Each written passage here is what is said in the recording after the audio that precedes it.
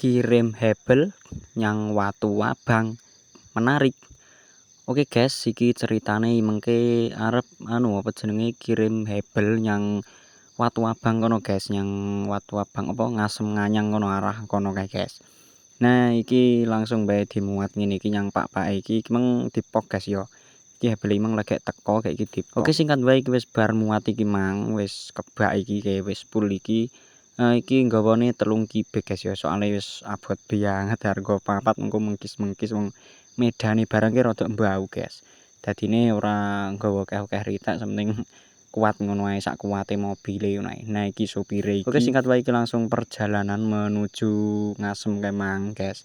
Watu Abang apa Nganyar Arjosari guys. Ya wis teko dak pom Arjosari iki. Nah, iki pome Arjosari Pacitan Jawa Timur.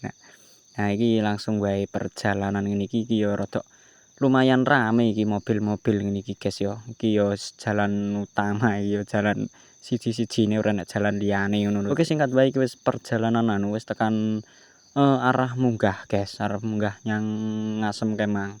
Ngasem Nganyang Kemang Watu Abang Kemang guys. Nah, iki wis teko ngendi iki jenenge? Caruban apa ngendi? Ya Caruban ngene iki guys. Nah, iki dalane ngene iki. Nah, iki sopire iki ya Dek Topai guys. Niki dalane ya sing ngene iki sing penak iki.